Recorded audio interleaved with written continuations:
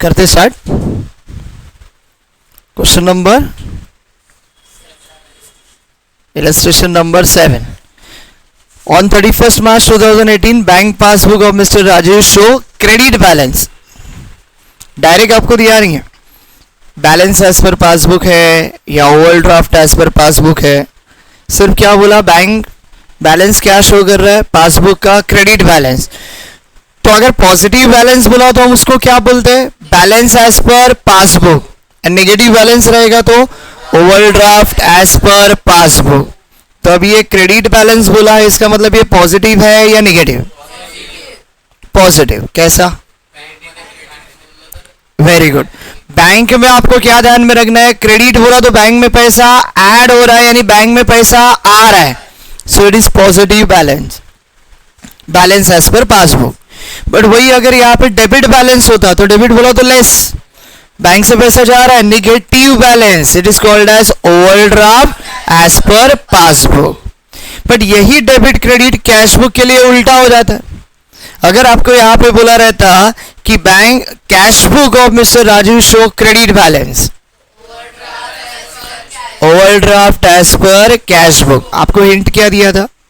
पैसा आ रहा है, debit word comes in, credit word तो कैश आ रहा है मतलब डेबिट, पॉजिटिव बैलेंस। तो debit balance of cash book बोला तो positive balance, balance as per cash book. But credit what goes out, पैसा जा रहा है बोला तो negative balance, overdraft as per cash book. Clear है ये चीज? तो ये भी एक इंपॉर्टेंट पॉइंट है जो आपको ध्यान में रखना है। तो आपको पासबुक का पॉजिटिव बैलेंस दिया 6300, बट कैश बुक में अलग बैलेंस आ रहा है। On comparing two books the following difference were notice, क्या है देखो, cheque send to bank for collection, मतलब क्या है? चेक हमने इशू किया या डिपॉजिट किया?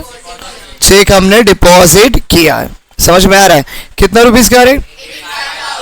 On 25th March 2018, but check of rupees 60,000 was only cleared by the bank before 31st March 2008. Again cheque accumulate करके दिया है, कंबाइन अमाउंट दिया है, तो बाइफरकेट करना पड़ेगा। तो ठीक है, हम लोग वर्किंग नोट बनाते हैं। पहला दिया है आपको बैलेंस एज पर पासबुक, तो कैटेगरी कौन सा आएगा आपका? सेकेंड आएगा। और सेकेंड एंड थर्ड कैटेगरी के लिए क्या ऐड होता है? C plus P equal, okay, फिर लेस क्या होता है बोलो? डन। चलो फिर अभी क्या आएगा यहाँ पे? समरी। समरी में यहाँ पे आएगा आपका फर्स्ट ट्रांजैक्शन, जहां पे चेक का अमाउंट आपको कंबाइन दिया है 85,000, तो हम उसको बाइफरकेट करेंगे। तो करो, 85,000 में से 60,000 का एक चेक है ना जो क्लियर हो रहा है, सो एक चेक है 60,000 का, तो दूसरा कितने का रहेगा? 25,000। फिर आएगा कैश बुक एंड पासबुक। 85 में से चेक हमने बैंक में सेंड किया फॉर कलेक्शन यानी डिपॉजिट किया, बोलो सबसे पहला रिकॉर्ड कहां पे होगा? कौन सा साइड? कैश बुक का बैलेंस बढ़ेगा या कम होगा? So plus 60,000 plus 25,000, cash book का बैलेंस हमने बढ़ा दिया। डन। अच्छा, इसमें से क्या बोला है? सिर्फ 60,000 वाला चेक क्या हो रहा है? क्लियर हो रहा है, यानी बैंक में पैसा आ रहा है या जा रहा है? आ रहा है, तो बैंक का बैलेंस बढ़ेगा या कम होगा? तो बैंक का बैलेंस बढ़ गया भाई 60,000, पर 25,000 वाला चेक क्लियर नहीं हुआ, बैंक का बैलेंस कांस्टेंट। तो अभी क्या करने का बोलो? जो अमाउंट दोनों बुक में रिकॉर्ड हुआ है विथ सेम अमाउंट, इग्नोर करने का ना उसको, तो ये कैंसिल हो जाएगा। बचा कितना रुपीस बोलो? उसके लिए फॉर्मूला क्या आ रहा है देखो, सी प्लस पी इक्वल, समझा आपको? चलो सेकेंड ट्रांजैक्शन। सेकेंड बोला है आपको out of cheque rupees 58,500, cheque of rupees 48,500 were not presented. उल्टा बोला है, इधर क्या बोला था? 60,000 का क्लियर हुआ है, इधर नहीं हुआ है, तो भी आपको बराबर से रीड करना है। तो यहाँ पे भी चेक का अमाउंट एक्यूमुलेट यानी टोटल करके दिया है, तो हम लोग इसको भी क्या करेंगे? अलग अलग निकालेंगे। कितना रुपीस है देखो, उसमें से कितना चेक बोला 48,500, तो बचा कितना रे 10,000। अगेन क्या बोलेंगे हम लोग यहाँ पे कैश बुक एंड पासबुक। क्या किया हमने, चेक इशू किया है ना, इशू किया मतलब सबसे पहला रिकॉर्ड कहाँ पे होगा, कैश बुक। कौन सा साइड, पेमेंट साइड। तो कैश बुक का बैलेंस बढ़ेगा या कम होगा, so minus 48,500 and minus 10,000। Okay, अच्छा सॉरी, ओके। फिर क्या हो रहा है, 48,500 were not presented for payment.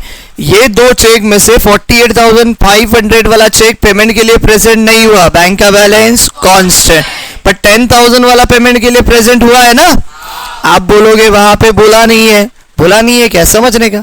48,500 वाला पेमेंट के लिए प्रेजेंट नहीं हुआ है, इसका मतलब 10,000 वाला प्रेजेंट हुआ है, बैंक से पैसा जाएगा। तो नाउ अभी क्या करना है बोलो, जो अमाउंट दोनों जगह पे रिकॉर्ड हुआ है उसे क्या करने का बोलो, कैंसिल करने का, इग्नोर करने का। बचा कितना अमाउंट, उसके लिए फॉर्मूला क्या आ रहा है बोलो, क्लियर ये चीज। चलो नेक्स्ट नंबर 3। ओके, नंबर 3 में आपको बोला है अ bill of exchange for ₹4,000 discounted with the bank was dishonoured on 30th March 2018. Intimation for the same was received on 5th April 2018. तो मैंने आपको एक सिंपल ट्रिक बताया था ऐसे वाले ट्रांजैक्शन के लिए। जो बिल आपने बैंक में डिस्काउंट किया वो डिसऑनर हुआ, मतलब बैंक को उस बिल का पैसा मिला, क्या करेगा बैंक, आपके अकाउंट से पैसा क्या करेगा, डेबिट करेगा, बराबर ना। आपके अकाउंट से पैसा डेबिट किया मतलब पी क्या होगा रे, माइनस हो गया। बैंक ने हमको इन्फॉर्म भी किया, बट बैंक ने इन्फॉर्म कब किया, 5 अप्रैल को। और बीआरएस कब बना रहे हम लोग, 31 मार्च तक। हमारे कैशियर को कुछ मालूम ही नहीं है, कैश बुक में रिकॉर्ड हुआ नहीं है, तो सी क्या रहेगा, कांस्टेंट। क्या बनेगा फॉर्मूला, चलो फोर्थ वन क्या है, फोर्थ वन देखो,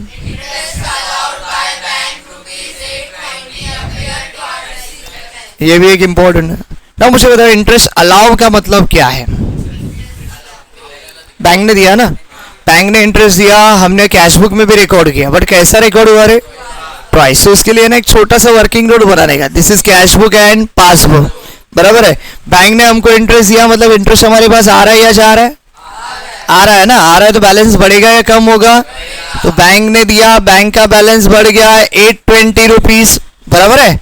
हमने कैश बुक में रिकॉर्ड किया, बट हमारे कैश बुक में गलती क्या हुआ रे, 2 बार रिकॉर्ड हुआ, +820 +820। बट बैंक में तो एक ही बार आएगा। हमारा कैशियर गलती कर रहा है, इसका मतलब बैंक भी गलती करेगा, ऐसा नहीं है। तो सेकेंड टाइम बैंक का बैलेंस कैसे रहेगा, कैसे रहेगा। तो अभी यहाँ पे क्या हो रहा है देखो, जो सेम अमाउंट है हम उसको क्या करेंगे बोलो, कैंसल। बचा हुआ 820 के लिए फॉर्मूला क्या आएगा, C + P =। समझा ये बात, पक्का। चलो आगे नंबर 5।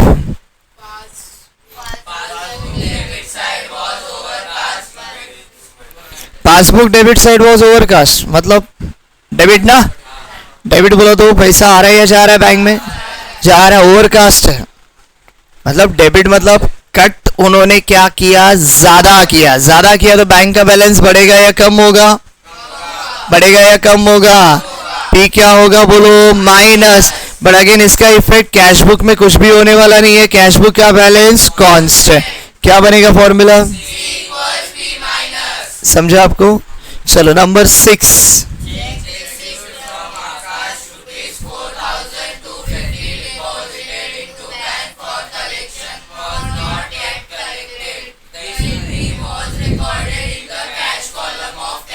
शायद मैंने बोला था इसको इंपॉर्टेंट मार्क करो, बराबर ना। तो इसमें क्या हो रहा है देखो, चेक हमने आकाश से रिसीव किया, डिपॉजिट किया बैंक में for collection, was not yet collected, bank में वो कलेक्ट नहीं हुआ, मतलब बैंक का बैलेंस कैसे रहेगा रे, बैंक का बैलेंस रहेगा कांस्टेंट, बराबर है। कैश बुक में रिकॉर्ड हुआ है। अभी यहाँ पे अगर हम लोग कैश बुक का फॉर्मेट देखते हैं तो ये हमारे कैश बुक का फॉर्मेट है, बराबर है। क्या बोलते रहे हम लोग यहाँ पे, रिसिप्ट, बराबर है। यहाँ पे क्या बोलते हैं, पेमेंट साइड। इधर क्या आता है बोलो, इधर बैंक, फिर एंड। देखो रूल क्या बोलता है कि आपका balance as per cash book change कैसे होता है। Balance as per cash book change होता है अगर आप कोई रिकॉर्ड रिसिप्ट में कर रहे हो, अमाउंट रिकॉर्ड कर रहे हो बैंक कॉलम, तो आपका कैश बुक का बैलेंस बढ़ेगा। आप कोई रिकॉर्ड कर रहे हो पेमेंट साइड में, अमाउंट लिख रहे हो बैंक कॉलम, कैश बुक का बैलेंस क्या होगा, कम होगा। तो ये बैंक है ना, यही तो शो करता है balance as per bank, balance as per cash book. But वही रिकॉर्ड अगर आप कैश कॉलम में कर रहे हो, कहां पे कर रहे हो, कैश कॉलम में कर रहे हो, तो आपके कैश बुक का बैलेंस ना ही बढ़ेगा ना ही कम होगा। फंडा समझ में आ रहा है क्या? तो हमारा bank balance as per cash book receipt में बैंक कॉलम में रिकॉर्ड किया तो बढ़ता है, पेमेंट में बैंक कॉलम में रिकॉर्ड किया तो कम होता है। बट वही रिकॉर्ड अगर आप कैश कॉलम में करते हो तो हमारा bank balance as per cash book ना ही बढ़ेगा ना ही कम होगा। मतलब कैसे रहेगा, कैसे रहेगा, हमारे यहाँ पे वही हो रहा है। देखो रिकॉर्ड तो किया, बट हमने कहां पे रिकॉर्ड किया है, कैश कॉलम में रिकॉर्ड किया है। कैश कॉलम में रिकॉर्ड किया तो हमारा bank balance as per cash book ना ही बढ़ेगा ना ही कम होगा। मतलब कैसा रहेगा, कैसा रहेगा। तो हमने कंक्लूजन देखा था, अगर आपको याद आता रहेगा तो कंक्लूजन में हमने देखा था बीआरएस में क्या रिकॉर्ड होता है। बीआरएस में वही ट्रांजैक्शन रिकॉर्ड होता है जो कैश बुक में रिकॉर्ड हुआ है, पासबुक में नहीं, या फिर पासबुक में रिकॉर्ड हुआ है, बराबर है।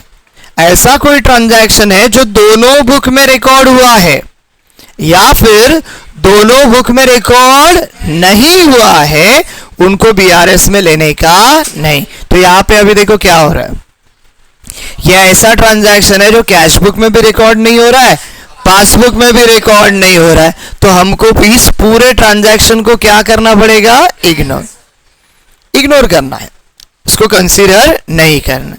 रहेगा याद, पक्का। चलो नेक्स्ट।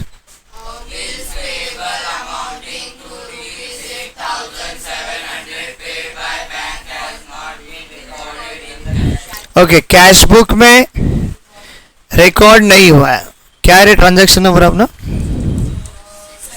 7 ना।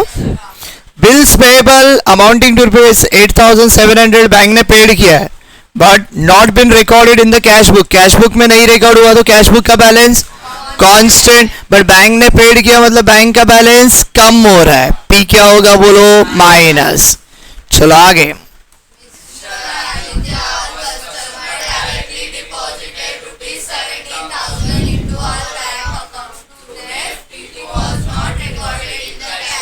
तो आदित्य हमारा कस्टमर है, उसने 17,000 रुपए डायरेक्टली हमारे बैंक अकाउंट में डिपॉजिट किया by NEFT and it was not recorded in the cash book. Cash book में नहीं रिकॉर्ड हुआ तो कैश बुक का बैलेंस कांस्टेंट, बट डायरेक्टली कहां पे डिपॉजिट किया, तो बैंक में पैसा आ रहा है या जा रहा है, बैंक का बैलेंस बढ़ेगा या कम होगा, पी क्या होगा बोलो, प्लस। समझो आपको, क्लियर है। तो अभी आ जाओ अपने वर्किंग नोट के हिसाब से, कैटेगरी नंबर 2 और 3 में क्या ऐड होगा रे, C equal P minus, C plus P equal, देखो यहाँ पे तो ये वाला आइटम क्या होगा, add C plus P equal, और किधर देखो फोर्थ, तो फोर्थ वाला भी क्या होने वाला है, ऐड, फिर खत्म ना। चलो अभी देखो सी इक्वल पी माइनस थर्ड में है, थर्ड क्या होगा, सी इक्वल पी माइनस, अच्छा फिफ्थ भी है ना, ऐड होगा, ऐड होगा, खत्म। चलो लेस क्या होने वाला देखो, ये रहा सी माइनस पी इक्वल, यहाँ पे है ना, क्या होगा बोलो, लेस। फिर यहाँ पे सी माइनस पी इक्वल है क्या, देखो नहीं है, सी इक्वल पी प्लस है ना, क्या होगा, लेस। तो अगेन देखो ट्रांजैक्शन कितना था रे, 8, 8 में से ये एक तो चला गया, उसको इग्नोर किया, दोनों भी बुक में रिकॉर्ड नहीं हुआ, बचा कितना फिर 7 ना, 7 में से 2 लेस हो रहा है और 5 आइटम क्या हो रहा है आपका, ऐड हो रहा है। क्लियर है ये चीज। चलो आते अपने आंसर में, करते स्टार्ट। क्या है क्वेश्चन नंबर आपका 7 इन द बुक्स ऑफ, क्या है ओनर का नाम? So in the books of mister Rajiv, क्या डेट दिया है रे? So bank reconciliation statement as on 31 March 2018। आपको पहला बैलेंस किसका दिया है? पासबुक का दिया है ना, तो क्या बोलने का यहाँ पे बोलो? Balance as per passbook. कितना रुपीस दिया है देखो? So balance as per passbook 6300। अभी क्या होने वाला है इसमें? कुछ आइटम ऐड होने वाले और कुछ आइटम क्या हो गए? लेस। तो पहला क्या ऐड होगा देखो? फर्स्ट ट्रांजैक्शन, बराबर ना? फर्स्ट ट्रांजैक्शन में बोला था कि चेक हमने बैंक में सेंड किया फॉर कलेक्शन, यानी डिपॉजिट किया, पर वो बैंक में क्लियर नहीं हुआ। क्या बोलेंगे बोलो?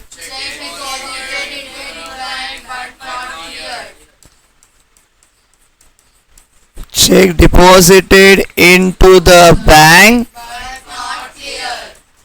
But not clear. चलो कितना रुपीस रे? कितना? ये देखो निकाला है ना अपन, कितना रुपीस है? 25,000। सो यहाँ पे इनर कॉलम में हम लोग लिखेंगे 25,000। चलो सेकेंड क्या ऐड हो रहा है फिर देखो? थर्ड, फोर्थ, फिफ्थ, सिक्स, बराबर ना? 7 नहीं, हाँ 7। चलो देखो फिर यहाँ पे क्या है थर्ड वाला? बिल ऑफ एक्सचेंज डिस्काउंट किया था, वो डिसऑनर हुआ और वो कैश बुक में रिकॉर्ड नहीं हुआ, तो यहाँ पे क्या बोलेंगे हम लोग? Discounted bill of exchange, dishonoured, बराबर है। और कुछ बोला है क्या? Yes, dishonoured into the bank but intimation not receive. That means what? 31 मार्च तक इंटीमेशन रिसीव नहीं हुआ। कितना अमाउंट रे? 4,000। अगेन कहाँ पे लिखेंगे हम लोग? Inner column. चलो थर्ड वन फिर क्या ऐड होने वाला है देखो? फोर्थ ना, क्या है fourth? Interest allow by bank rupees, हाँ क्या बोलने का? नहीं नहीं नहीं नहीं, इंटरेस्ट हमारे बैंक ने अलाउ किया बट कैश बुक में रिकॉर्ड कैसे हुआ? 2 बार। मतलब ये गलती हमारे अकाउंटेंट का है ना, हमारे अकाउंटेंट का गलती रहेगा तो क्या बोलते हैं हम लोग? Clerical error made in cash book. हमने जब थ्योरी सीखा था तो हमने क्या बोला था रे? कि क्लरिकल एरर और अरिथमेटिकल एरर जब एग्जाम्पल आएंगे तो हमको अच्छी तरह से समझेगा। तो ये क्लरिकल एरर का एग्जाम्पल है। कितना रुपीस है देखो? वर्किंग नोट में देखा था ना हमने, कितना रुपीस आ रहा है? 820। डन। चलो नेक्स्ट वन।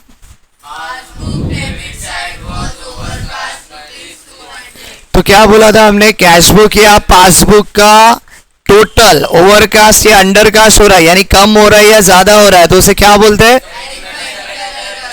हाँ, तो अभी यहाँ पे क्या बोलेंगे हम लोग?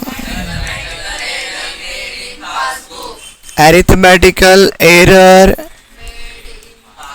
Made in passbook. Why passbook? Because गलती कहाँ पे हो रहा है? पासबुक में। कितना रुपीस रे? 200, बराबर है। फिर क्या ऐड हो रहा है रे? 7 वन क्या बोला है?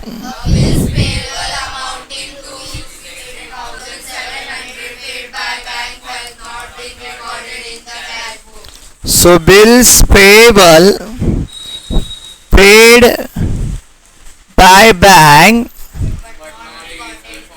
but not recorded in cash book. But not recorded in cash book. कितना रुपीस रे? 8700। डन, सारे ऐड करने वाला आइटम हो गए हैं। चलो अभी देखो यहाँ पे 0 + 0 0, 0 + 2, फिर 0 + 8 + 2 + 7 raise to +5 + 4 + 8 raise to +2 3। Add करेंगे ना हम लोग। चलो 0 + 0 0, 0 + 2, 3 + 7 रेस टू +6 + 8 रेस टू +3, कितना आ रहा है? अभी इसमें से कुछ आइटम क्या होने वाला है रे? लेस। क्या लेस होने वाला? वर्किंग नोट में हमने देखा second transaction and 8th transaction. तो सेकेंड में क्या है देखो,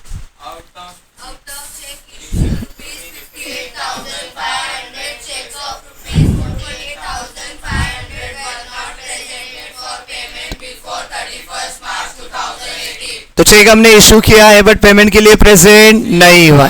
सो क्या बोलेंगे यहाँ पे?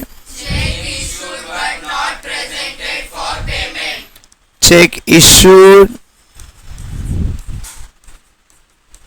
But not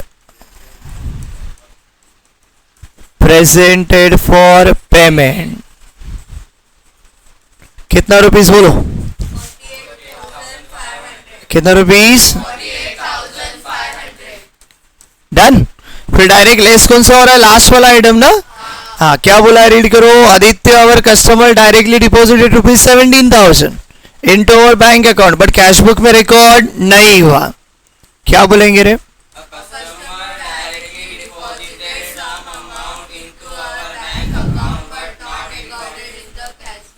mister Aditya directly deposited